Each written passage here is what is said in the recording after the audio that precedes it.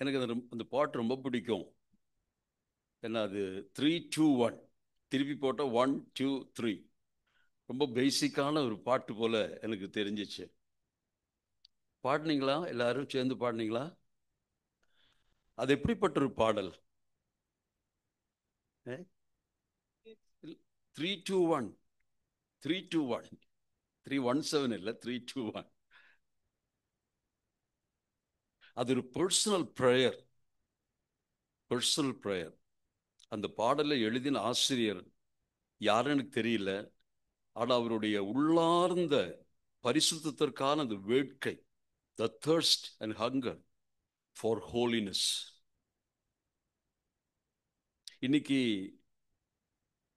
வாட்ஸ்அப்பில் ஒரு சின்ன ஒரு ஒரு வார்த்தை நான் வாசித்தேன். The failure of the church is today that it seeks happiness rather than holiness. சபை மகிழ்ச்சியை தேடுது, ஆனால் பரிசுத்தத்தை தேடுவதில்லை. ஒரு சபையினுடைய வளர்ச்சி, தனிப்பட்ட மனிதனுடைய வளர்ச்சி, பரிசுத்தத்தின் மேல் எவ்வளவு தாகம், பரிசுத்தத்தின் மேல் பரிசுத்தம் அடைய வேண்டும் என்ற அந்த வாஞ்சை, அதுதான் சபையை வளர்த்தும். If you just gather for enjoyment, entertainment, and for happiness, in the long run, the church will get its end. So இன்னைக்கு பாடின பாட்டு ரொம்ப, அது இந்த வார்த்தையெல்லாம் மனசில் இருந்ததுனால அந்த பாட்டு பாடும் பொழுது ரொம்ப சந்தோஷமா இருந்துச்சு. ஆனால் அந்த பாட்டு பாடும்போது யாரும் கவனிக்க மாட்டேங்கிறீங்க. அந்த பாட்டு எப்படி ஆரம்பிச்சது? இல்லை இல்லை, 3, 2, 1. ஆனால் நாம் அதை பாடும் பொழுது கொஞ்சம் கவனமா இருக்கும். அதுல 3 முறை பரிசுத்தம் சுத்தம் என்ற வார்த்தை வருது. இப்ப நான் சொல்றதுன்னா நீங்க, அப்போ அந்த பரிசுத்தம் என்ற வார்த்தையை ரொம்ப எப்படி சொல்லணும்? முக்கியமான கான்செப்ட் என்ன அதுல? பரிசுத்தம். ஆனா எப்படி பாடணும்? பரிசுத்தம், பரிசுத்தம். அப்பதான் அந்த அந்த ஒரு எம்பாட்டிக்கா அந்த வார்த்தை நம்ம மனசுல வரும். அதனால அடுத்த முறை நாம பாடும் பொழுது, அவனுடைய பிள்ளைகள் அருமையா பாடினாங்க, நானும் சேர்ந்து பாடு. ஆனா யூஸ்வலா அப்படி பாடி பழகிட்டோம். பாட்டு பாடும் பொழுது தமிழ் சொற்கள் ரொம்ப கவனமா இருங்க. பரிசுத்தம்னு சொன்னா அது அசிங்கமா போயிடும். சூத்தம் விரும்பும் சுத்த ஜோதியே, அப்படி பாடணும் இல்ல? சூத்தம், மறுபடியும் பரிசுத்தம் வருதா இல்லை? ஏன்னா பிள்ளைகளை சொல்லி குற்றம் இல்லை, முன்னாடி போன நாங்களே அப்படிதான் பாடிக்கிட்டு இருந்தோம்.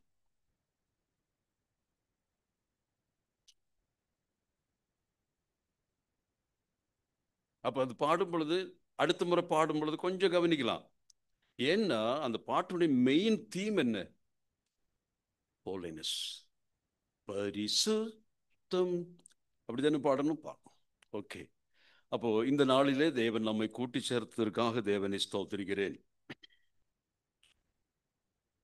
Foundational doctrine are foundational truth. இன்னைக்கு நம்ம பார்க்க போகிற விஷயம் just an introduction to the foundational truth என்றுதான் நான் சிந்திக்க விரும்புகிறேன். இங்க வந்திருக்கக்கூடிய பிள்ளைகளில் எத்தனை பேர்கள் இதை ஆர்வத்தோடு கேட்குறீங்க மட்டும் இல்லை, புரிஞ்சுக்க கூடியவங்க கொஞ்சம் கம்மி தான். ஆனாலும் சில சமயங்களில் கடினமானதை கர்த்தர் நமக்கு கொடுக்கிறார், அது நல்லது. அதனால முன்னாடி இருக்கக்கூடிய அருமையான ஆனி, கவனமா கேளுங்க. இந்த தாத்தா என்ன பிரசங்கம் பண்றாரு? ம் சரியா? ஓகே, கவனமா கேளுங்க.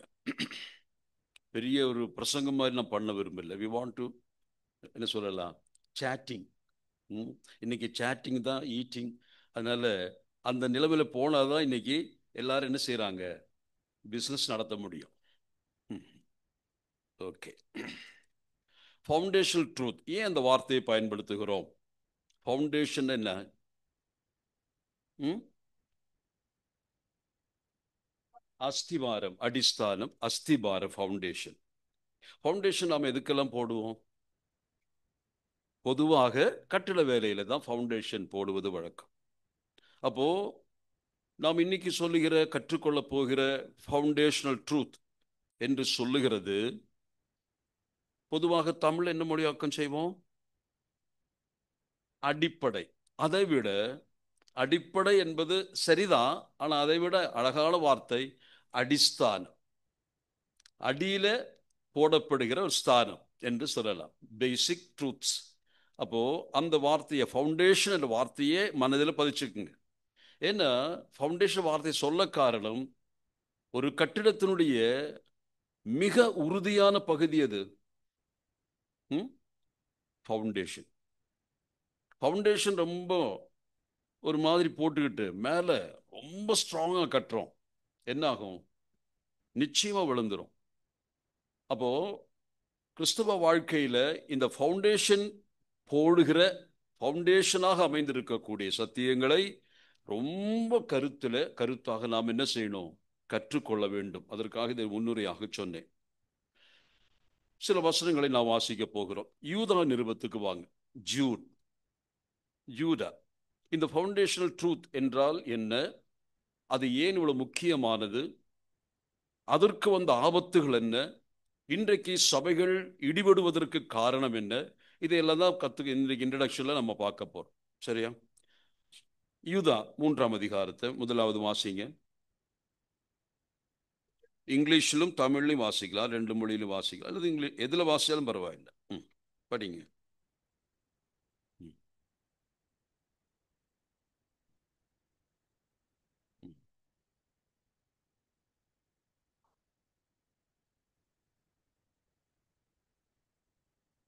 போதும்.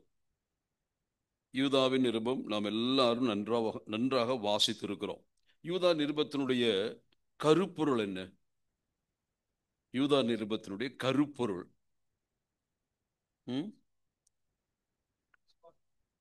விசுவாச துரோகம். சகோதரி பக்கத்தில் யூதா நிருபத்தை அவர் எழுதினது எதற்காக?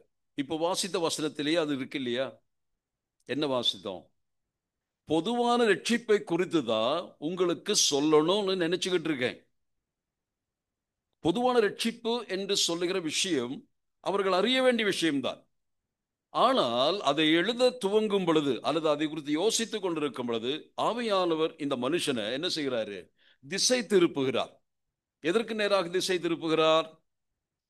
ஒரு விசை பரிசுத்தவான்களுக்கு ஒப்புவிக்கப்பட்ட விசுவாசத்தை குறித்து என்று சொல்லுகிறார். அப்ப இதில் எது முக்கியமானது? எது அடிப்படையானது?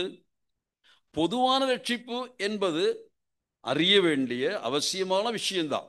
ஆனால் அதை சரியாக அறிந்து கொள்வதற்கு முன்னதாக என்ன தெரிஞ்சிருக்கணும்?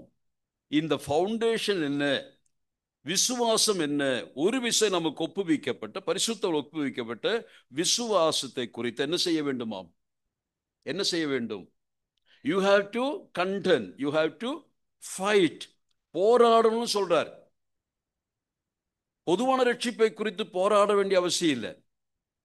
ஆனா உங்களுக்கு பரிசுத்தவான்களுக்கு ஒரு விசை ஒப்புவிக்கப்பட்ட இந்த விசுவாசம் இருக்கு, இதற்கு நேராக நிறைய தாக்குதல்கள் வருகிறது. நிறைய தாக்குதல் வருகிறது. அந்த ஃபவுண்டேஷனை அழிப்பதற்காக அநேக தாக்குதல் வரும். ஆகவே beware, you have to fight or contend for the basic truths. Foundational ட்ரூத்ஸை ரொம்ப கவனமா நம்ம பாதுகாக்கணும் என்பதற்கு என்ன காரணம்? That is most important. அது இல்லாமல் ஒரு சபை கட்டுமான பணி செய்ய முடியாது. Unless it has a proper foundation of the word of God, it cannot build up. அதுக்கு மேல வளரவே முடியாது. சோ இதை குறித்து யூதா சொல்லுகிற வார்த்தை வாசித்தோம். இப்பொழுது அந்த யூதா சொல்ல இன்னொரு வசனத்தை வாசிக்கலாம். 20ஆம் வசனம்.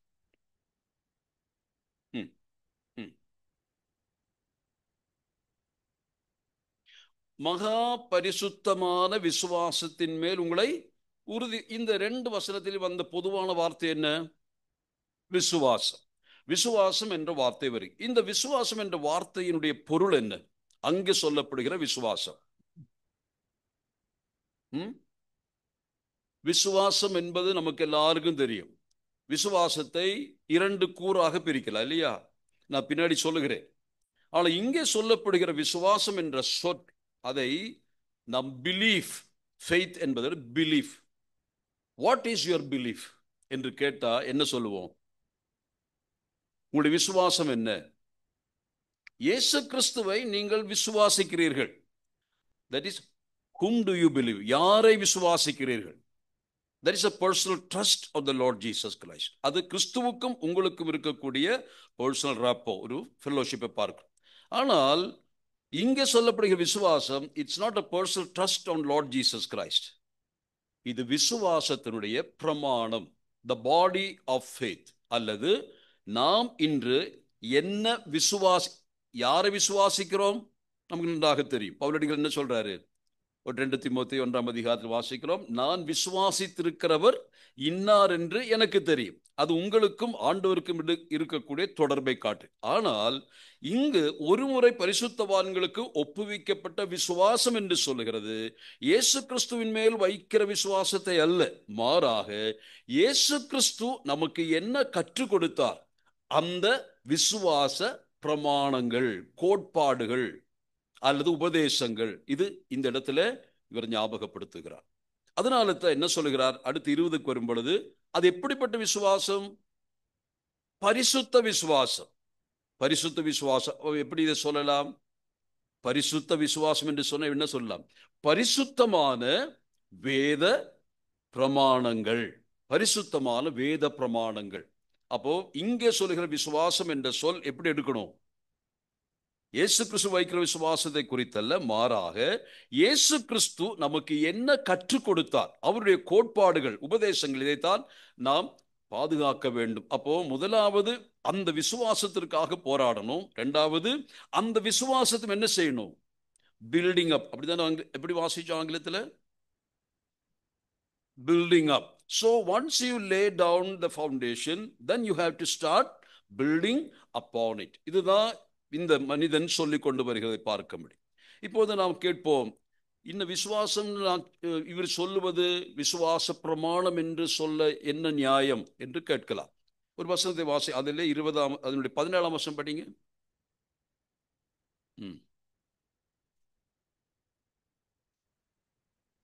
அப்போஸ்தலரால் முன் சொல்லப்பட்ட வார்த்தைகளை, புரியுதா? அப்ப விசுவாச பிரமாணம் என்று நான் சொன்னது எதை குறித்து சொல்லுகிறேன்? நம்முடைய கர்த்தராகிய இயேசு கிறிஸ்து அப்போஸ்தலர்களால் நமக்கு போதிக்கப்பட்டது, இதுதான் அங்கே சொல்லப்படுகிறது. அப்போ விசுவாச பிரமாணம், the ones committed faith or the belief or the body of truth, அது ஒரு முறை பரிசுத்த ஒப்புவிக்கப்பட்டது. அது ஒப்புவிக்கப்பட்டது, நம்மள ஒப்புவிக்கப்பட்டிருக்கிறது. நாம் என்ன செய்யணும்? அது என்ன செய்யணும்? அங்க வாசிச்சோம், என்ன செய்யணும்? பாதுகாக்க போராடணும். பாதுகாக்க போராடணும், பாதுகாக்கணும் என்று சொல்லுகிறார். அப்படியே என்ன அர்த்தம்? ஒன்றை பாதுகாக்கணும்னு சொன்ன என்ன அர்த்தம்? ஏதேனிலே எதற்காக ஆதாம வச்சாரு? பண்படுத்தவும் பாதுகாக்கவும், 2 டியூட்டி இல்லையா? பண்படுத்தணும், அதே சமயத்துல பாதுகாப்பும் தேவைப்படும். உள்ள பண்படுத்தணும், வெளியே பாதுகாப்பு சுவரும் இருக்கணும். அப்போ பாதுகாப்பு ஏன் ஏதேன் தோட்டத்துக்கு தேவைப்பட்டது? சத்ரு இருக்கிறார். எந்த நேரத்திலும் இந்த தோட்டத்தை அழிக்கக்கூடிய சத்ரு இருக்கிறார். இல்லாட்டி அங்க பாதுகாக்க வேண்டிய அவசியம் இருக்கா? சத்ருவே இல்லை, தோட்டத்துக்கு விரோதமான எந்த தாக்குதலும் வராது, இது தேவனால் பராமரிக்கப்படுகிறது என்று அலட்சியமாய் இருந்தால், இருக்கக்கூடுமானால் இந்த வார்த்தை சொல்லுவாரா? ஆதாமே, நீ பண்படுத்துகிற ஊழியம் செய்வதோடு கூட பாதுகாக்கிற ஊழியம் செய்யணும். அப்போ கர்த்தருடைய வசனத்தை அல்லது கர்த்தருடைய போதனைகளை பிசாசானவன் எப்பொழுதுமே குறிவைத்து தாக்கக்கூடியவர். அந்த விசுவாச பிரமாணத்தை என்ன செய்திருக்கிறார்? இன்றைக்கு நம்மிடத்துல ஒப்பு கொடுத்திருக்கிறார். அதனால்தான் போராடணும் சொல்றார். You have to fight against என்ற வார்த்தை பயன்படுத்துகிறார். அப்போ அதை படிச்ச பின்னாடி 17 என்ன வாசிச்சோம்? இது யார் சொன்ன வார்த்தைகள்? The words which were spoken before of the apostles of our Lord Jesus Christ. இயேசு கிறிஸ்துவின் அப்போஸ்தலராலே நமக்கு கொடுக்க பெற்றது. நாம் அதற்கு இயேசு கிறிஸ்துவின் அப்போஸ்தலர்களுக்கு யார் கொடுத்தார்? மத்தேயு 28, 19, 20 அது வசனம் உங்களுக்கு ஞாபகம் இருக்கா? அந்த வசனம் மனப்பாடமா தெரியும், எல்லாருக்கும் தெரியும். 20ஆம் வசனம் மட்டும் சொல்லுங்க. நான் நீங்கள் புறப்பட்டு போய் சகல ஜாதியாரையும் சீஷராக்கி பிதா கொடுத்து நான் உங்களுக்கு கட்டளையிட்ட யாவையும் அவர்கள் கைக்கொள்ளும்படி, இதுதான் கர்த்தராகிய இயேசு கடைசி கட்டளை என்று சொல்லுகிறோம். கடைசி கட்டளையை நாம் பொதுவாக எடுக்கிறோம், காஸ்பல் மெசேஜ் சொல்றதுக்கு, ப்ரீச்சிங் பண்றதுக்கு, டீச்சிங் பண்றதுக்கெல்லாம் பயன்படுது. ஆனால் கர்த்தருடைய கடைசி கட்டளையில அப்படி ஆழமான மனதில் பதிந்திருக்கிறது தெரியுமா? என்ன சொல்லுகிறார்? நீங்கள் விசுவாசிகளை உருவாக்குவது எளிது. Just preach the gospel, then people will become believers. ஆனா ஒரு விசுவாசிய சீஷனாக மாத்தணும், அவனை பில்ட் பண்ணணும், அவனை உருவாக்கணும், மென்டர் பண்ணணும். அவிதமாய் பண்ணணும்னா விசுவாசியை தான் என்ன மாற்ற முடியும்? உருவாக்க முடியும். அவனுக்கு ஒரு டிரான்ஸ்பிகரேஷன் சொல்லலாம், மெட்டமார்பசிஸ் சொல்லலாம். அவிதமாக குழந்தையாய் பிறந்த ஒருவன் விசுவாசி. ஆனால் புதிதாக பிறந்த குழந்தை இப்பொழுது சீஷனாக அவன் டெவலப் ஆகணும். சீஷனாவதுன்னு என்ன அர்த்தம்? ஒருவன் குருவை போலாவது போதுமானது. நீங்கள் யாருடைய சீஷர்கள்? இயேசு கிறிஸ்துவுடைய சீஷர்கள். இயேசு கிறிஸ்து சீஷர்கள் என்ன செய்வார்கள்? அவரிடத்தில் கற்றுக்கொள்வார்கள், அவரை பின்பற்றுவார்கள், அவருடைய சொல்லுக்கு மதிப்பு கொடுப்பார்கள். ஆனா அவங்களுடைய சீஷனுடைய ஆழமான வேட்கை என்ன, டிசைர் என்ன? குரு எப்படியோ அப்படி நான் இருக்கணும். குரு சிரிக்கிறான். போன வாரத்தில் குரு திருமூர்த்திகளை பார்த்து சொல்லி இருந்தேன். சாமுவேல், ஜெரமியா, குரு, இந்த 3 பேர்கிட்டையும் போன வாரம் ரொம்ப சொல்லியிருந்தேன். ஒரு வசனத்தை அவங்க கையில் கொடுத்தேன், அதை படிச்சுக்கிட்டு மனப்பாடமாக இந்த வாரம் சொல்லணும்னு. அதான் போய் கேட்டேன், வேணும்னா அப்புறம் சொல்கிறேன்னு சொல்லியிருக்காங்க. சரி, குரு லிசன். இப்போ இந்த குருவை போல் ஆகிற ஒரு வாஞ்சை யாருக்கு இருக்கணும்? சீஷனுக்கு. அப்போ எப்படி ஆக்க முடியும்? இப்போ இது கர்த்தர் சொல்லும் பொழுது நம்முடைய வாஞ்சை என்ன? கிறிஸ்துவை போல ஆகணும். கிறிஸ்துவின் வாஞ்சை என்ன? What is his desire? நாம அவரை போல ஆகணும்னு அவரும் விரும்புறார். அப்புறம் மியூச்சுவலான ஒரு ஒரு ஒரு ஐக்கியம் இதில் பார்க்கிறோம். 2 பேருடைய விருப்பம் என்ன? ஒண்ணுதான், நீ என்ன போல ஆகணும், எனக்கு நான் உங்களை மாதிரி ஆகணும். இந்த ஆசை கிறிஸ்தவ வாழ்க்கையில இல்லாவிடு உங்களுடைய விசுவாசத்தையே என்ன செய்யணும்? கொஞ்சம் கேள்விக்குறியா மாத்தணும். நான் ஏற்கனவே சொன்னேன்ல, just coming for the church meetings, gathering, இதெல்லாம் ரொம்ப ஹாப்பினஸா இருக்கும். But unless you progress towards holiness, follow Christ, கிறிஸ்துவை பின்பற்றி கிறிஸ்துவையே மையமாக கொண்டு அவரை போல மாறணும்னு துடிக்கிற துடிப்பு நமக்கு இல்லை என்றால் you cannot make any progress. கர்த்தருடைய பிள்ளைகளை, வாலிப பிள்ளைகளை பார்க்கும் பொழுது ரொம்ப சந்தோஷமா இருக்கு. Praise the lord. உங்களை பார்க்கும் பொழுது இன்றைக்கு இந்த சபையை பொறுத்த மட்டும் கொஞ்சம் சக்கரமா இருக்கிறது நீங்க தான். எல்லாம் நாங்கள் உட்கார்ந்துக்கிட்டு அப்படியே உங்க மேல பயணிக்கிறவங்களா மாறிட்டோம். Praise the Lord for you. You are the wheels of this church. It has some movement because of you. Praise the Lord. நான் உங்களை பாராட்டுறேன். அதே சமயத்தில் உங்களுடைய வாழ்க்கையினுடைய வாஞ்சை இருக்கக்கூடிய சில வரங்களை வச்சு அப்படியே வண்டி ஓட்டுறதல்ல, இன்னும் இன்னும் நியரர் டு தி, உம்மிடத்துல கிட்டி சேர்ந்து உம்மை போல ஆக நான் துடிக்கிறேன். அப்போ கர்த்தர் எதற்காக இந்த வார்த்தை சொன்னாரு? இப்படி ஒருவனை சீஷன் ஆக்கணும்னா what is the most important thing? விசுவாசியை சீஷனாக மாற்றணும்னா என்ன செய்யணும்? நான் உங்களுக்கு கட்டளையிட்ட யாவையும் என்ன செய்யணும்? கை கொள்ளும்படியாக கற்றுக் கொடுக்கிறோம். வெறும் கற்றுக் கொடுப்பதில்லை. எதற்காக கற்றுக் கொடுக்கிறோம்? கை கொள்வதற்கு ஏதுவாக கற்றுக் கொடுங்க, அப்பதான் சீஷனாக முடியும் என்று சொல்லுகிறார். அப்போ அவர் கற்பித்த கற்பனைகள், கட்டளைகள் எவ்வளவு முக்கியமானது. அது இல்லைன்னா என்ன ஆக முடியாது? சீஷத்துக்கு வளர முடியாது, டிசைபிள்ஷிப்புக்கு போகவே முடியாது. அப்போ அவர் கற்பித்த கற்பனைகளும் கட்டளைகளும் அவருடைய உபதேசங்களும் அதுதான் விசுவாச பிரமாணம். ஒருமுறை உங்களுக்கு ஒப்புவிக்கப்பட்ட, பரிசுத்தவான்களுக்கு ஒப்புவிக்கப்பட்ட விசுவாச பிரமாணம் என்று சொல்வது இப்ப என்ன? ஏற்கனவே யூதா 17 வாசித்தோம் இல்லையா? நம்முடைய கர்த்தராகிய இயேசு கிறிஸ்துவின் அப்போஸ்தலர்களாலே நீங்கள் கற்றுக்கொண்டது. இப்போ இயேசு கிறிஸ்து கற்றுக் கொடுத்ததை குறித்து நாம் பார்த்தோம். இது நமக்கு ஒரு உண்மையாகவே இதன் மேல் ஒரு டிபெண்டன்ஸ். அதாவது if you want to grow as a disciple of Christ, how much you should rely on the word of God. இது அநேகருக்கு தெரியாது. இதுதான் பேசிக். இந்த பேசிக்கை சார்ந்து கொள்ளாம நாம் என்ன செய்கிறோம்? நிறைய விஷயங்களை தெரிஞ்சுக்கிறோம். அப்ப இந்த பேசிக் என்ன, அதுக்காக சொல்லி கொண்டு வருகிறேன். ஆக்ஸ் 2:42 உங்களுக்கு தெரிந்த வசனம். அதுல என்ன வாசிக்கிறோம்?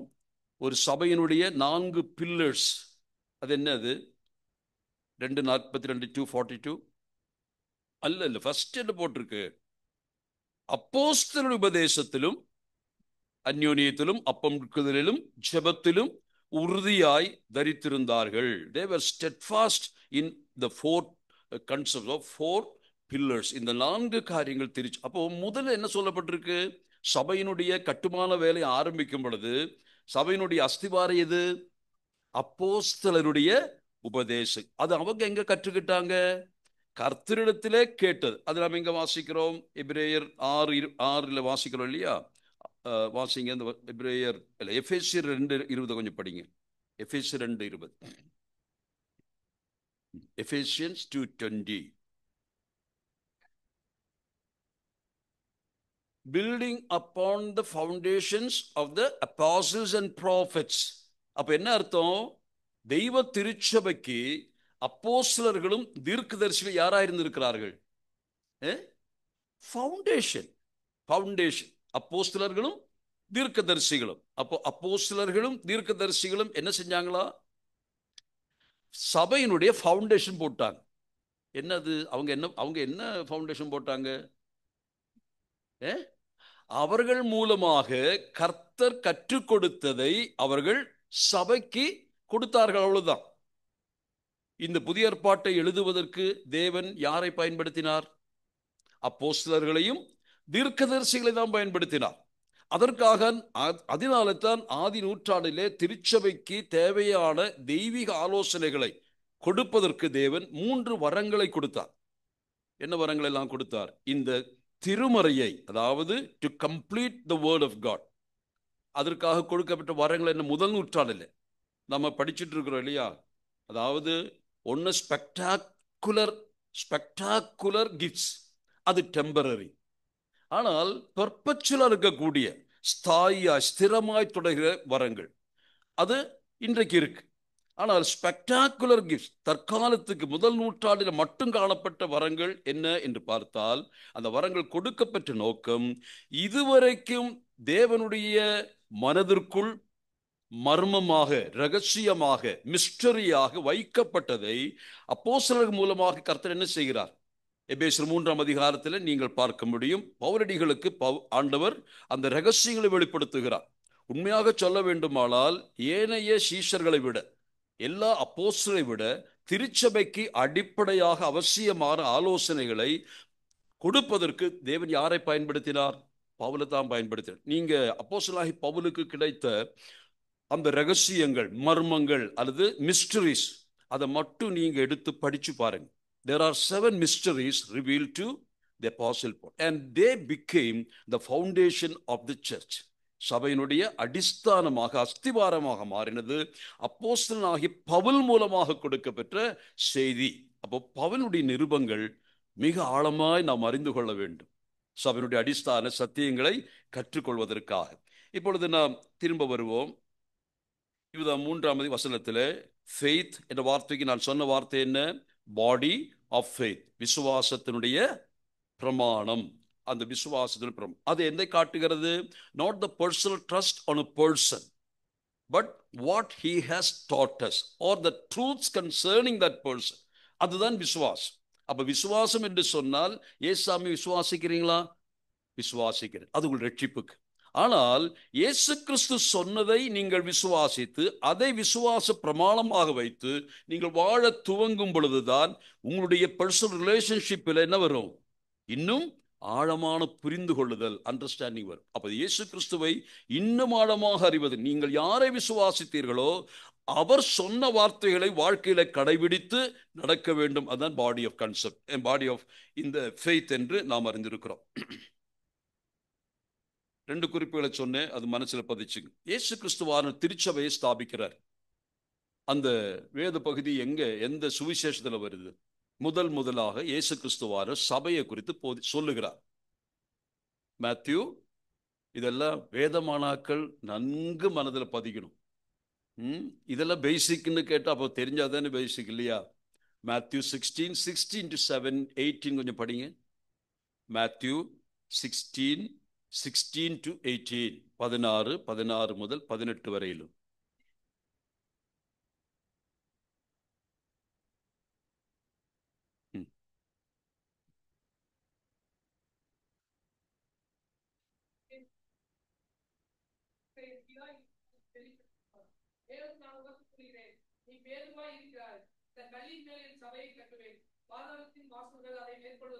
போதும். கர்த்தராகிய இயேசு கிறிஸ்துவானவர் முதல் சபையை குறித்து சொல்லுகிற இடம் இந்த மேத்யூ 16ஆம் அதிகாரம். இந்த 16ஆம் அதிகாரத்தில் அவர் சொல்லுகிற வார்த்தை ரொம்ப ஆழமா நீங்க படிச்சிருக்கீங்க, உங்களுக்கு தெரியும் என்று நம்புகிறேன். ஒரு கான்வர்சேஷன் நடக்குது. ஏசாமி கேட்கிறாரு, என்னை குறித்து ஊர் மக்கள் என்ன சொல்றாங்க? அவங்க நிறைய விஷயங்களை சொன்னாங்க. என்னென்ன சொன்னாங்க? எரேமியா என்றும் சீஷர்கள் அப்படி சொல்ற. அவங்க மற்றவர்கள் என்ன சொல்றாங்க? இயேசு கிறிஸ்துவை குறித்து சொசைட்டி என்ன சொல்லுது? What they think and what they believe about Lord Jesus Christ. உடனே ஆண்டவர் திடீர்னு பர்சனல் கொஸ்டின் கேட்கிறார், நீங்க என்ன குறித்து என்ன நினைக்கிறீங்க? உடனே எப்பவுமே முந்திரி கொட்டை என்று சொல்லுகிற அந்த நல்ல மனுஷன், ஏன்னா ரொம்ப நல்ல மனுஷன், இந்த பேதுரு எனக்கு ரொம்ப பிடிக்கும், களங்கம் இல்லாத மனுஷன். நம்ம அவரை குத்தம் சொல்றோம், அதை சிந்திக்க மாட்டோம், முன்னாடி பேசிடுவாரு, பேசிக்கிட்டு சிந்திப்பாரு, செஞ்சு போட்டு அழுவாரு. அதெல்லாம் சரிதான், அதெல்லாம் நிஷ்கலங்க தன்மை, குழந்தை மாதிரி. ஆனா அவருக்கு இந்த கேள்வி கேட்ட பொழுது 12 சீஷர்களை பார்த்து கேட்கிறார். ஆனால் அதுல எவன் பதில் சொன்னா? பேதுரு சொல்கிறார். என்ன சொல்றாரு? பேதுனுடைய அறிக்கை, வாட் இஸ் த கன்ஃபெஷன்? இயேசு கிறிஸ்துவை குறித்து அவருடைய புரிந்து கொள்ளுதல் என்ன? ஊர் மக்கள் என்ன வேணா சொல்லட்டும், வாட் வாஸ் ஹிஸ் கன்செப்ட்? அவர் சொல்றாரு, நீர் ஜீவனுள்ள தேவனுடைய குமாரனாகிய கிறிஸ்து. அழகான ஒரு ஸ்டேட்மெண்ட், ஒரு கன்ஃபெஷன், ஆழமான கன்ஃபெஷன். இயேசு கிறிஸ்துவை குறித்து நாம் அறிய வேண்டிய அடிப்படையான சத்தியம் என்ன? இயேசு கிறிஸ்து யார் என்று கேட்டால் தேவனுடைய குமார், அப்புறம் ஜீவனுள்ள தேவனுடைய குமார், அப்புறம் என்ன சொல்றாரு? கிறிஸ்து. இதுல என்ன இருக்கு? This is gospel. இதுதான் சுவிசேஷம். இந்த ஒரு அறிக்கை ஒருத்தன் பண்ணினான்னா அவன் ரட்சிக்கப்பட்டான் இல்லையா? அப்போ இந்த ஸ்டேட்மெண்ட் சொன்ன உடனே ஆண்டவருக்கு தூக்கி வாரி போட்ட மாதிரி இருந்துச்சு. ஆண்டு உள்ளம் குதூகலம் அடைகிறது. என்ன சொல்றாரு 16-17? இது உனக்கு யார் வெளிப்படுத்தினாங்க? பரலோகத்தின் பிதா உனக்கு வெளிப்படுத்தினார். சொசைட்டிக்கு இது வெளிப்படல, வேறு யாருக்கும் வெளிப்படல. ஆனால் இந்த பேதுருவை பொறுத்தவரை நேரடியாக அவர் சொல்லுகிறார், இது உன்னுடைய ஞானத்தினால் நீ கண்டுபிடித்து. It's not a invention made by you, it's not a discovery made by you, this is a revelation from the Father. பிதாவினிடத்திலிருந்து வந்த ஒரு வெளிப்பாடு. தம்முடைய குமாரனை குறித்து, ஆண்டவராக இயேசு கிறிஸ்துவை குறித்து பிதா இருமுறை சாட்சி கொடுத்திருக்கிறார் இல்லையா? எங்கெல்லாம் சாட்சி கொடுத்தார்? ஒன்னு, the bank of the river Jordan, யோர்தான் நதிக்கரையில ஞானஸ்நானம் பாப்டிசம் முடியும் பொழுது என்ன சொல்ல? இவர் என் நேசகுமாரன், இவரில் நான் பிரியமாயிருக்கிறேன். அதே போல மருவமலையிலையும் சாட்சியை கொடுக்கிறார், இவருக்கு செவி கொடுங்கள், இவரில் நான் பிரியமாயிருக்கிறேன். இது யார் கேட்டாங்களோ? பேதுரு கேட்டுச்சா எனக்கு தெரியாது. ஆனா அங்க பேதுரு கேட்டிருக்கிறார், எங்கே? மருவமலையில கேட்டிருக்கிறார். அப்போ பிதாவானவர் தம்முடைய குமாரனாகிய கிறிஸ்துவை குறித்து என்ன கன்செப்ட், என்ன சொல்லுகிறாரோ அதை இப்பொழுது யார் சொல்லுகிறார்? சீஷன் சொல்லுகிறார். அந்த சீஷன் அதை புரிந்து கொண்டு சொல்லும் பொழுது, இந்த சத்தியம் இது மனுஷனால் உளவாகவில்லை, இது காட்ஸ் ரெவலேஷன், டிவைன் ரெவலேஷன். உடனே கர்த்தர் சொல்றாரு, இத சொல்லிட்டு உடனே அடுத்த வார்த்தை என்ன சொல்றாரு? நீ பேதுருவாய் இருக்கிறாய். அப்போ இந்த மிகப்பெரிய ஒரு statement of profession of faith, confession of faith என்றெல்லாம் சொல்லுவோம். சர்ச் பேப்டிஸ்ட் சபைகள்லாம் பார்த்தீங்கன்னா அவங்களுக்கு அந்த profession of statement of faith பிலீஃப்லாம் இருக்குது. அப்புறம் விசுவாச அறிக்கை, ஒவ்வொரு சபைக்கும் அந்தந்த சபையினுடைய விசுவாச அறிக்கை இருக்கு, விசுவாச பிரமாணம். நீங்க என்ன நம்புறீங்க, எதை நீங்க பிராக்டிஸ் பண்றீங்க, அதான் திருச்சபையினுடைய விசுவாச பிரமாணம். அப்ப இவர் சொல்லும் பொழுது ஆண்டவர் சொல்லுகிறார், நீ பேதுருவாயிருக்கிறாய். It's a wonder even to the heart of Jesus Christ. தன்னுடைய சீஷனாகிய பேதுருவுக்கு இந்த வெளிப்பாடு கிடைச்சது. அந்த இடத்துல பேதுரு என்ன தமிழ்ல படிக்கும் பொழுது நமக்கு தெரியாது. மலையாள வேத புஸ்தகம் என்ன போட்டிருக்கு? பேதுருவுக்கு என்ன பேரு? പത്രോസ്. മലയാളത്തിലെ പത്രോസേ നീ പാറയാകുന്നു. അബദ്ധமான ഒരു சொற்றொடர். அங்க என்ன சொல்லப்படும்? You are Petros. இந்த மலையாளத்துக்கும் தமிழுக்கும் கொஞ்சம் வித்தியாசம்தான். தமிழ்ல ஓஸ் இருக்காது, மலையாளத்துல ஓஸ் இருக்கும். பவுலோஸ், இது பவுல்.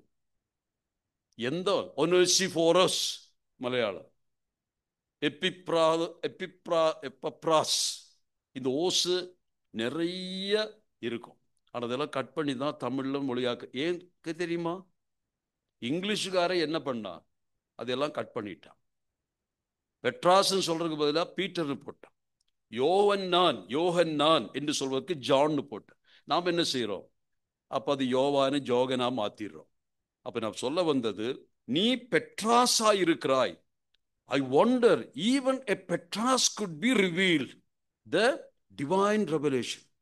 அது ஒரு ஆச்சரியமா சொல்றார், நீ பெட்ராஸ். ஆனால் what I'm going to do, நான் என்ன செய்ய போறேன்? வாசிக்கிற வசனம் என்ன சொல்லுது? இந்த கல்லின் மேல் என் சபையை கட்டுவேன். உடனே நாம் என்ன நினைப்போம்? எங்க கட்டுறாரு இப்போ? உடனே நினைப்போம், பேதுரு நீ பெட்ராஸா இருக்கிற, இந்த கல்லின் மேல். உடனே கத்தோலிக்க திருச்சபையார் அப்படியே முழுக்க அதை நம்பிட்டாங்க. அவங்க என்ன சொல்றாங்க? upon this Petras Jesus Christ promised to build his church. ஆனா ஜஸ்ட் அந்த கான்வர்சேஷனை, அந்த சிச்சுவேஷனை, கான்டெக்ஸ்ட எப்படி பார்க்கலாம்? ஆண்டவரும் பேதுரும் பேசுறாரு. பேதுரை பார்த்து இப்படி சொல்றாரு, பேதுருவே நீ பெட்ராஸ், உனக்கு இந்த சத்தியம் வெளிப்பட்டது. ஆனால் upon this Petra I will build my church. அது கிரேக்க மொழியில போனாதான் நமக்கு அது வித்தியாசம் தெரியும். தமிழ்ல வேற கல்லுன்னு போட்டாங்க, பரிதாபம் இருக்கு. ஆங்கிலத்தில் என்ன போட்டிருக்கு? upon this rock. It's not a stone. பேதுரு வேணா என்ன சொல்லலாம்? ஸ்டோன்னு சொல்லலாம் இல்லையா? பேதுரு ஸ்டோன்னு சொல்லலாம். அதனால தான் கத்தோலிக்க பைபிள்ல பேதுருக்கு என்ன பேரு? இங்க யாருக்கு தெரியும்? ராயப்பர். அது ராயப்பர் என்ன கேட்டேன், அது தெலுங்குல கல்லுக்கு ராயின்னு இருக்குதா, அதனால அவருக்கு ராயப்பன்னு பேர். அப்போ பேதுருவை பார்த்து கல்லுன்னு சொல்லலாம். ஆனா கிறிஸ்து என்ன சொல்ல, நீ பெட்ராஸா இருக்கிறாய், ஆனால் I am going to build my church upon this rock. அந்த விரலை அப்படி சுட்டி பார்க்கும் பொழுது முதல் அவர் பேதுரு, நீ பெட்ராஸா இருக்கிறாய். It's wonderful that you have received the revelation, but I'm not going to build the church on you. But எதில கட்ட போறேன்? I'm going to build my church. என்னுடைய சபையை என்மேல் கட்டுகிறேன். அது என்ன? பெட்ரா. அப்ப பெட்ராவுக்கும் பெட்ராஸுக்கு என்ன வித்தியாசம்? பெட்ரா என்பது ராக், பெட்ராஸ் என்பது புரோக்கன் ஸ்டோன்ஸ். அந்த பாறையின் என்று உடைக்கப்பட்ட ஒரு கல் என்று. அப்ப இயேசு கிறிஸ்து இந்த வார்த்தையை எப்படி தன்னை குறித்து தான் சொல்லுகிறார் என்பதற்கு என்ன உறுதி? இப்ப நம்ம அதை யூகம் பண்ணணும். இந்த மாதிரி பல இடத்துல இயேசு கிறிஸ்து தன்னை குறித்து சொல்லும் பொழுது, இந்த ஆலயத்தை இடித்து போடுங்கள், 3 நாளைக்குள்ளே, எங்க வாசிக்கிறது? யோவான்ல வாசிக்கிறது 2ஆம் அதிகாரம். உடனே எல்லாரும் சேர்ந்து என்ன செஞ்சாங்க? 46 வருஷம் எடுத்து ஏரோது கட்டி கொடுத்து இந்த ஆலயத்தை 3 நாள் இடிக்க முடியுமா? 3 வருஷமாக ஆகும். மறுபடியும் கட்ட போறாரா? அவங்களுக்கு புரியல. உடனே அங்கே எழுத்தாளர் என்ன சொல்றாரு? உங்க தவறுதலான புரிதல் இப்படி. அவர் எதை குறித்து சொல்லல, முன்னிலே காணப்படுகிற விசிபிள் டெம்பிளை பத்தி பேசவே இல்லை. அது 46 வருஷம். ஆண்டவர் சொல்லும், இந்த தேவாலயத்தை இடித்து போடுங்கள் என்று சொன்ன வார்த்தையின் அர்த்தம் என்ன சொல்றாரு? அடுத்து என்ன சொல்றாரு எழுத்தாளன்? சொல்றது என்ன? 2ஆம் அதிகாரத்தை தானே, யோவான் 2ஆம் அதிகாரம் படிங்க. இயேசு அவர்களுக்கு பிரதியுத்தரமாக ஆ ஆ ம், ம், ம். அவரோ தம்முடைய சரீரமாகிய ஆலயத்தை குறித்து. அப்ப என்ன அர்த்தம்? அவங்க நினைச்சுக்கிட்டாங்க இந்த ஆலயம்னு. ஆனா ஆண்டவர் எப்படி சொன்னாரு? இந்த ஆலயத்தை. அதே போல மத்தேயு சுவிசேஷம் நான் நினைக்கிறேன் 20ஆம் அதிகாரத்தில் வருது இந்த வசனத்தில். ஒருவன் 21 அது சொல்ல படிங்க. 21 இந்த கல்லின் மேல் விழுகிறவன் நொறுங்கி போவான், இது எவன் மேல் விழுமோ நசுக்கி போடும். ஆண்டவராக இயேசு கிறிஸ்துவை கண்மலையாக, பாறையாக, கல்லாக சொல்லுகிற இடத்துல இவர் இப்ப என்ன சொல்றாரு? இந்த கல் அல்ல, இந்த கல்லின் மேல் எவன் விழுகிறானோ அவன் என்ன செய்வான்? he will get broken. ஆனா அதே சமயத்துல இந்த கல் அவன் மேல விழுந்துச்சுன்னா அழிக்கப்படுவான், நசுங்கி போவான். இதனுடைய கான்செப்ட் என்ன? இதுல அர்த்தம் என்ன புரியுது? இயேசு கிறிஸ்து யார்? இயேசு கிறிஸ்துவாகிய கல்லின் மேல் வாலண்டியராக, மனப்பூர்வமாக விழுந்து தன்னுடைய வாழ்க்கையை உடைத்து பரிசுத்தத்திற்கு வந்தால் வாழ்வீர்கள். இந்த ஸ்டோன் என்ன செய்யும்? இந்த பாறை என்ன செய்யும்? அதின்மேல் சார்ந்து கொண்டு, அதின்மேல் சரணமடைந்து, அதின்மேல் விழுந்தால் நீங்க என்ன செய்வீங்க? பாதுகாக்கப்படுவீங்க. ஆனா இதுக்கு இப்ப டைம் இருக்கு. இதுதான் ரட்சணை நாள். இதுதான் ஆண்டவரிடத்தில், அந்த கண்மலையாக கிறிஸ்துவிடத்தில் வந்து நீங்களே விழுங்க. ஆனா ஒரு காலம் வருது, இன்றைக்கே அவர் மேல் விழுந்து பாதுகாக்கப்படாதவர், ரட்சிக்கப்படாதவர்கள் ஒரு நாளிலே இந்த கைவராத கையால் பெயர்க்கப்படாத இந்த கல் என்ன செய்யும்? வந்து அடித்து சாம்ராஜ்யங்களை நொறுக்கும். அப்போ அது என்ன செய்யும்? நசுக்கி போடும். அப்ப இந்த கல் என்ற வார்த்தை சொல்வதற்காக நான் சொன்னேன். அப்ப இயேசு கிறிஸ்து இந்த கல்லின் மேல் என்று சொல்லும் பொழுது எதை குறிக்கிறார்? தன்மேல் தான் கட்டுகிறார், பெட்ராவின் மேல் கட்டுகிறார். இந்த தேவாலயம் என்று சொல்வது எதை குறிக்கிறது? தன்னை தான், தன்னுடைய சரீரத்தை குறிக்கிறது. கடைசியாக 21:44 வாசித்தது போல அது எதை குறிக்கிறது? அதுவும் கிறிஸ்து தான். நொறுக்குகிற கல்லும் நசுக்குகிற கல்லும் இது கிறிஸ்து தான். கிறிஸ்துவனுடைய 2 விதமான ஊழியங்களை இது காட்டுகிறது, சேவிங் அண்ட் ஆல்சோ டிஸ்ட்ராயிங் என்று சொல்லலாம். அப்போ இந்த இடத்தில் சந்தேகத்துக்கு இடம் இல்லாமல் எங்கே சபை கட்டப்பட்டிருக்கிறது? கிறிஸ்துவின் மேல். ஆனால் இந்த இடத்துல கொஞ்சம் யோசிக்கலாம். பேதுரு இதை சொன்ன உடனே தான் சொல்றார். பேதுரு என்ன சொன்னாரு? நீர் ஜீவன் உள்ள தேவனுடைய குமாரன் ஆகிய கிறிஸ்து என்று ஆணித்தரமாக, அழுத்தமாக சொன்ன மாத்திரது தான் கர்த்தர் சபையை குறித்தே சிந்திக்கிறார். அதனுடைய அர்த்தம் என்னவென்று கேட்டால், இந்த கன்ஃபெஷன் இருக்கே, இந்த சத்தியத்தினுடைய அறிக்கை இருக்கே, அது சபையினுடைய அடிஸ்தானம். சபையினுடைய அடிஸ்தானம் 2. ஒன்று கிறிஸ்துவே அதனுடைய அடிஸ்தானம். இன்னொன்று என்ன அர்த்தம்? அவரை குறித்து சொல்லப்பட்ட சத்தியம். சத்தியம், the confession of faith. அப்போ ஒரு சபை கட்டுவதற்கு கர்த்தர் என்ன பயன்படும்? ஒன்று தன்மேல் கட்டுகிறார், தான் பாறை.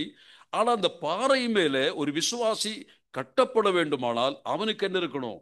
அந்த பாறையை குறித்ததான சரியான புரிந்து கொள்ளுதல் இருக்கணும். யார் இவர்?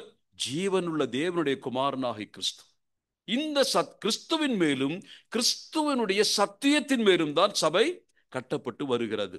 அப்ப நான் சொல்லிட்டு வந்து நம்ம எதை படிச்சுட்டு இருக்கிறோம்? ஃபவுண்டேஷனல் ட்ரூத்தை பத்தி படிக்கிறோம்.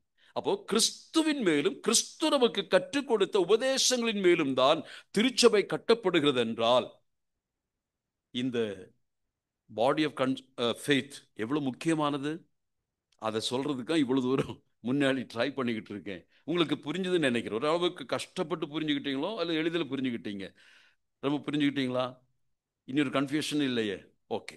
இப்போது நான் மறுபடியும் இந்த குறிப்பிட்ட சில வசனங்களுக்கு வர விரும்புகிறேன். 2 தீமோத்தேயு 1ஆம் அதிகாரம், 2 தீமோத்தேயு 1ஆம் அதிகாரம், அதனுடைய 13 14 வசனங்களை கொஞ்சம் வாசிக்கலாம். 1 தீமோத்தேயு 1 13 14.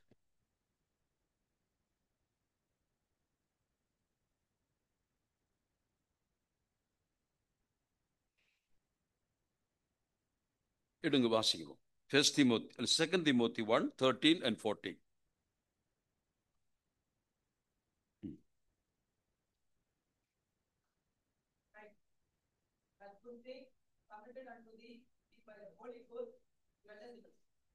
Thank you thank you. இந்த வசனத்தை கொஞ்சம் கவனிங்க.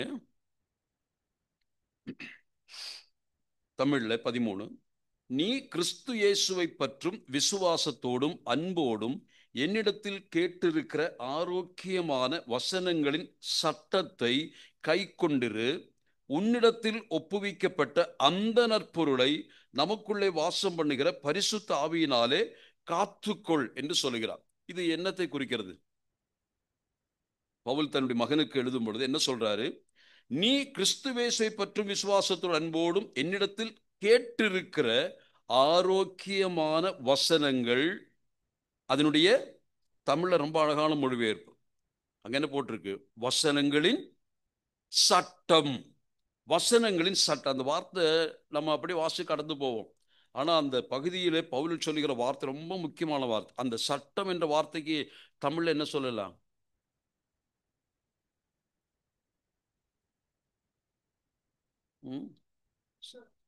சட்டம், ரூல்ஸ். அப்புறம் வேற ஏதாவது ஆணை, சட்டம், ஆணை. அடுத்து கொஞ்சம் யோசிங்க. அந்த இடத்துல வசனத்தின் சட்டம், வல்லமை. ஓகே. தமிழ்ல சட்டம்னு வார்த்தை இதுக்கு மட்டும்தான் இருக்கா? பத்மநாபம் பிரதர்கிட்ட கேட்கலாம். இந்த சட்டம் இல்ல இல்ல, ஃப்ரேம், ஃப்ரேம், ஃப்ரேம்.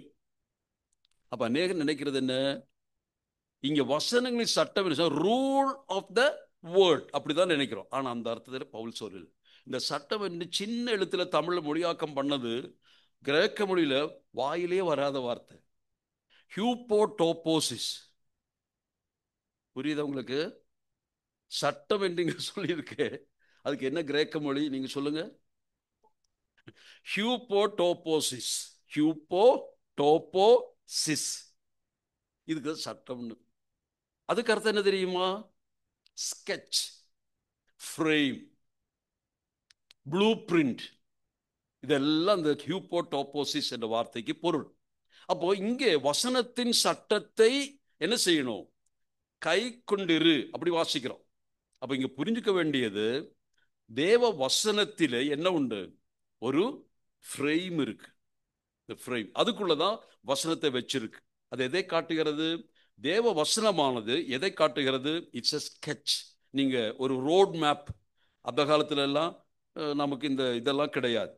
என்ன போட்டிருப்போம்? ரோட் மேப் வரைஞ்சு கொடுத்துருப்பாங்க இல்லையா? அதுதான் இந்த வசனம். வசனத்தின் சட்டத்தை நீ கை கொண்டு என்று சொன்னால், வசனத்தில் சொல்லப்பட்டிருக்கும் வழிகாட்டுதலை அல்லது ப்ளூ பிரிண்டை, வசனம் ப்ளூ பிரிண்ட். எதற்குள்ள ப்ளூ பிரிண்ட்? இனிமேல் கட்ட வேண்டிய கட்டடத்தினுடைய ப்ளூ பிரிண்ட் உன்னுடைய கையில கொடுத்திருக்கு என்று பவுல் சொல்லுகிறார். அப்போ வசனமாகிய சட்டத்தை, வசனத்தின் சட்டத்தை நீ கடைபிடிக்கணும் என்று சொல்லுகிறார். அது மட்டுமா சொன்னாரு பாருங்க. அந்த வசனத்தை சொல்லிட்டு என்ன சொல்லுகிறார்? அதாவது 13 14 வசனத்தை கொஞ்சம் சேர்த்து படிப்போம். உன்னிடத்தில் ஒப்புவிக்கப்பட்ட அந்த நற்பொருள். இந்த நற்பொருள் என்ற வார்த்தை தமிழ்ல நல்ல பொருள், குட் திங் என்று ஆங்கிலத்தில் போட்டிருக்கு. அதுவும் கொஞ்சம் வித்தியாசமான வார்த்தை தான் கிரேக்க மொழியில போட்டிருக்கு.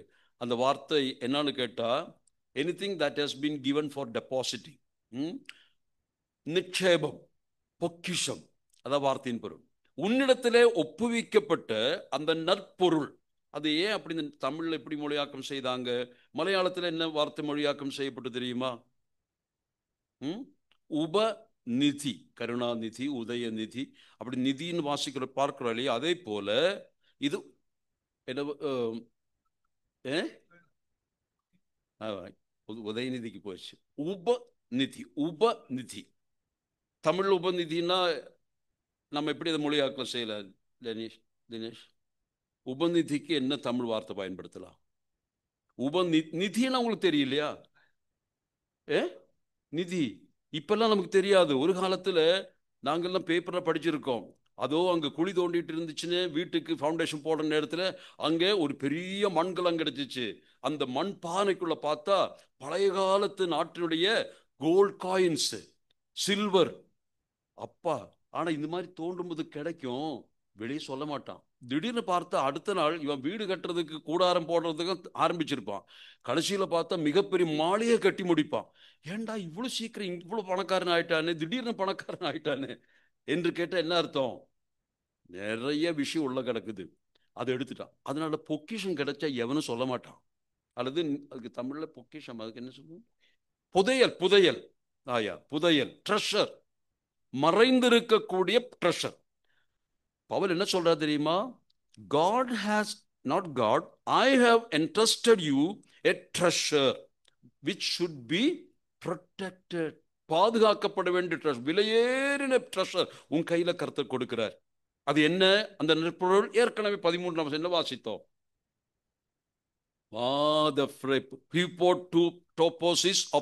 வேதத்தினுடைய பிரமாணத்தினுடைய பாடி ஆஃப் கன்ஸ் அந்த ஃபெய்த், விசுவாச பிரமாணம், அதை தான் உனக்கு தூக்கி கொடுத்திருக்கிறேன். இது எனக்கு யார் கொடுத்தாருன்னு அவரு சொல்றாரு இல்லையா? எனக்கு ஒப்புவிக்கப்பட்டது. யூதா 3 என்ன வாசித்தோம்? ஒரு விசை பரிசுத்தவான்களுக்கு ஒப்புவிக்கப்பட்டது. அதுல பவுலும் இருக்கிறார். இப்ப பவுல் என்ன செய்யறாரு? பவுல் தனக்கு கிடைத்த பொக்கிஷத்தை, எந்த பொக்கிஷம்? ஆரோக்கியமான வசனம். அதான் மேல சொல்லப்பட்டிருக்கு, சவுண்ட் வேர்ட். அது அப்படியே மகனுக்கு கொடுக்கிறார். இது ஒரு ட்ரெஷர், நான் கொடுக்கிற ட்ரெஷர் வச்சுக்கோ. நீ என்ன செய்யணுது? உன்னால பாதுகாக்க முடியாது. It's such a wonderful treasure, amazing treasure. It cannot be protected by your strength. அதுக்கு என்ன உதவி செய்யணும்? நாங்க வசனம் வாசிச்சோமா? பரிசுத்த ஆவியினாலே காத்துக்கொள்.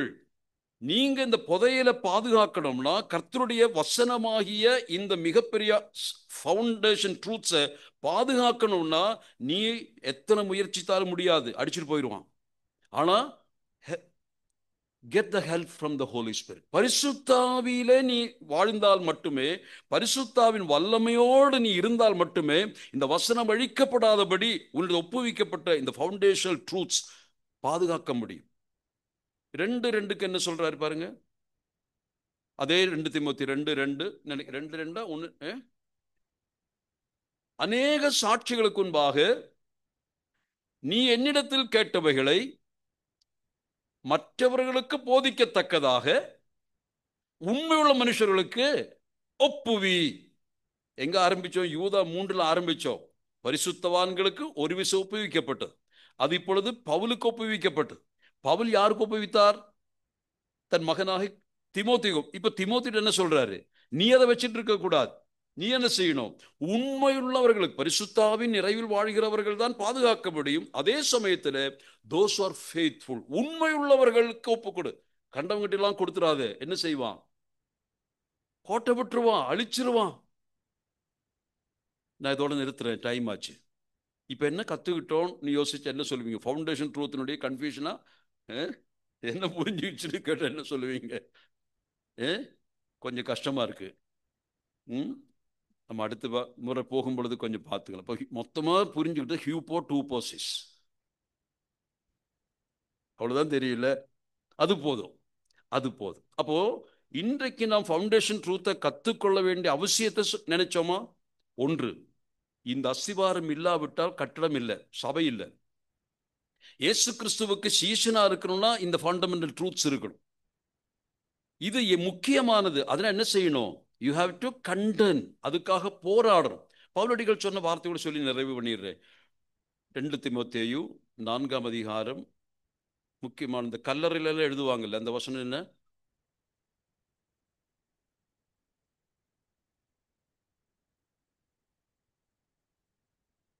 இது ஒன்றும் செய்யாதவனுடைய கல்லறையிலையும் இதெல்லாம் எழுதி வச்சிருப்பாங்க.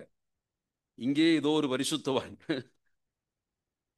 வீட்டுல பரிசுத்தம் இல்லை, சபையில பரிசுத்தம் இல்லை, கல்லறைக்குள்ள போனா ரொம்ப பரிசுத்தம். உண்மையா பயப்படுறோம். இப்ப உங்களை பார்த்து பரிசுத்தவான்னு சொல்றதுக்கு பயமா இருக்கு. ஆனா நீங்க இறந்து போயிட்டீங்களா, நான் இறந்து போச்சுன்னா தைரியமா சொல்லுவோம் இந்த பரிசுத்தவான். அவர் சொல்றாரு, மூன்று குறிப்பை சொல்றாரு. என்ன சொன்னாரு? ம்? நல்ல போராட்டத்தை போராடினேன். அது எதை குறிக்கிறது? அதே 2ஆம் அதிகாரத்துல முதல் வசனத்துல, கிறிஸ்துவேசுள்ள பலத்தினாலும் நீ என்ன செய்யணும்? அவருக்கு நல்ல போராட்டம், அதாவது நல்ல போர் வீரன். அப்ப முதலாவது நல்ல போராட்டத்தை போராடி as a soldier. செகண்ட், ஓட்டத்தை முடித்தேன் as a sports person. ஓட்டத்தை முடிக்கிறேன்.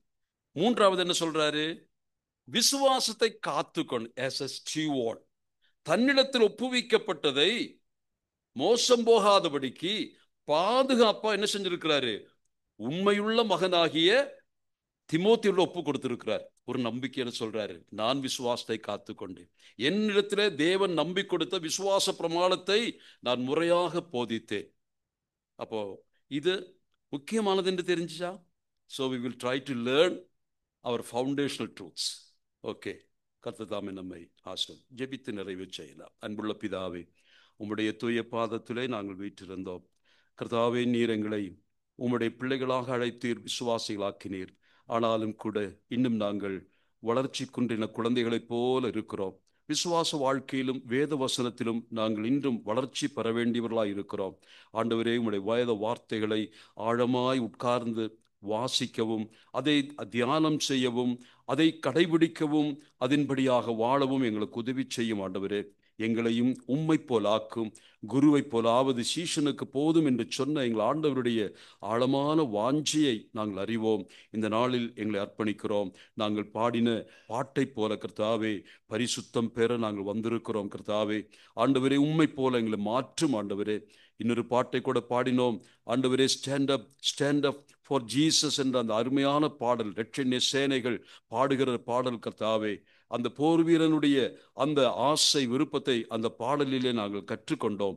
ஆகவே இந்த நாளிலும் ஆண்டவரே, நாங்கள் அறிந்து கொள்ள வேண்டிய விஷயங்களுடைய ஆரம்ப பாடமாக சில மூல உபதேசங்களாக இன்றைக்கு நாங்கள் கற்றிருக்கிறோம். திருச்சபை நிற்பதே பரிசுத்த சத்தியத்தினுடைய அடிஸ்தானத்தில் என்பதனாலே நாங்கள் கற்றுக்கொள்ள போகிற வேத உபதேசங்கள், அடிப்படை போதனைகள் முக்கியமானது என்பதை நாங்கள் புரிந்து கொண்டோம்.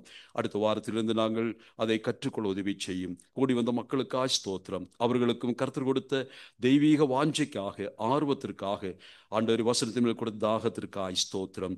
தொடர்ந்து நாங்கள் அடுத்த வாரத்தில் வரும் பொழுது 1-8 வளர்ந்தவர்களாக, இன்னும் ஒரு 8 மறுரூபமடைந்தவர்களாக, இன்னும் 8 பக்கத்தில் வந்தவர்களாக உம்மை பிரியப்படுத்தி வாழ்கிற மக்களாயிருக்க உதவி செய்யுங்க. சகல கனமும் துதியும் உமக்கே செலுத்துகிறோம். அருமை இரட்சகராகிய இயேசு கிறிஸ்து மூலமாய் கேட்கிறோம் பிதாவே. ஆமென்.